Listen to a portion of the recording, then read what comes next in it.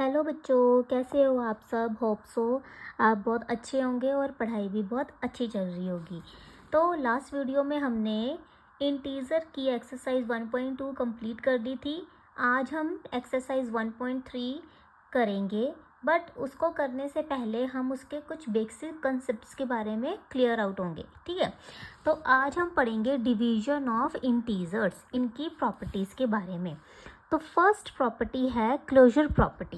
Closure property हमेशा मैंने आपको कहा था इंटीजर के केस में होल्ड्स करती है। इसका मतलब क्या है कि अगर कोई भी हमारे पास दो इंटीजर है ए और बी, एग्जाम्पल के साथ समझाऊंगी। मान लेते हैं ए की वैल्यू है 5 विच डिवाइड्स बी, 15 ले लेते हैं, और बी की वैल्यू अपने पास है 5। ठीक है, ए की वैल्यू 15 है, बी की वैल्यू 5 है। जब हम इन दोनों को डिवाइड करते हैं तो मेरा आंसर आएगा 3, और 3 क्या है, इंटीजर है ना, तो इसका मतलब क्लोजर प्रॉपर्टी होल्ड्स। ठीक है, जब भी हम किसी दो इंटीजर को डिवाइड करेंगे तो आंसर भी मेरा इंटीजर ही होगा। Now come to the next property, commutative property. Commutative property में मैंने आपको कहा था हमेशा दो ही इंटीजर लेने हैं, वेदर इट्स पॉजिटिव नेगेटिव और बोथ आर पॉजिटिव और नेगेटिव। ठीक है, तो इसमें हमने क्या करना है, मान लेते हैं कोई भी दो इंटीजर ए और बी की वैल्यू ले लेती हूँ। सेम मैं एग्जांपल ले लेती हूँ, A let we take A is 15 and B we have 5। ठीक है, जब हम ए और बी को डिवाइड करेंगे यानी कि 15 डिवाइड्स 5, तो इसका आंसर कितना आएगा 3। अब ये वाली टर्म सॉल्व करते हैं। बी की वैल्यू कितनी है 5 एंड ए इज़ 15। जब हम इन दोनों को डिवाइड करेंगे ऐसे कर सकते हैं, 5 डिवाइड्स 15, कटिंग करके कितना आएगा 1/3, तो इसका आंसर आएगा 1/3। तो ये मुझे बताओ क्या दोनों आंसर सेम हैं? नहीं है ना, ये 3/1 है, ये 1/3 है, डेट इज़ नॉट इक्वल। इसका मतलब कॉम्यूटेटिव प्रॉपर्टी डजंट होल्ड। ठीक है, now next third property is associative property. Associative में हमेशा 3 इंटीजर्स लेने हैं आपको, ए बी एंड सी। अब यहाँ पे देखो, ए की वैल्यू मान लेते हैं 15 है, बी की वैल्यू मान लेते हैं 5 है, और सी की वैल्यू मान लेते हैं, चलो 15 की जगह 25 कर देती हूँ, यहाँ पे 15 कर देते हैं, कोई भी। ठीक है, अब यहाँ पे वैल्यू पुट करेंगे। सबसे पहले इसमें पुट करके देखते हैं। ए की वैल्यू कितनी है 25 डिवाइड्स बी इज़ 5, ब्रैकेट जहाँ आ रही है आपको भी ब्रैकेट वहाँ यूज़ करनी है, सी इज़ 15। अब इन दोनों को हम डिवाइड करेंगे तो आएगा 5 डिवाइड्स 15, और इसका अभी हमने आंसर निकाला था, कितना था 1/3। अब इसे सॉल्व करते हैं ज़रा। ए की वैल्यू कितनी है 25 डिवाइड्स बी है 5 डिवाइड सी कितना है 15, 25 डिवाइड्स, इन दोनों को हमने डिवाइड किया था, कितना आ रहा था 1/3।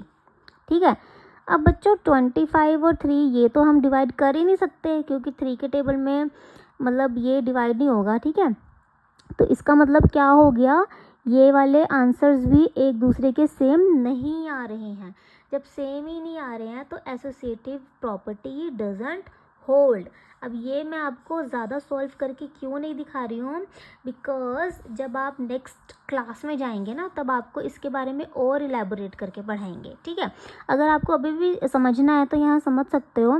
25 ऐसी का ऐसी लिख दिया। इसे सॉल्व करने के लिए आपको ये साइन चेंज करना है।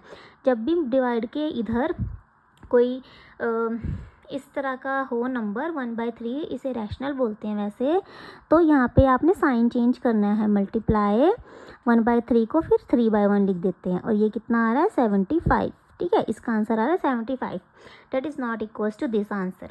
तो इसका मतलब क्या है, एसोसिएटिव प्रॉपर्टी होल्ड नहीं कर रही है। Next is division by zero.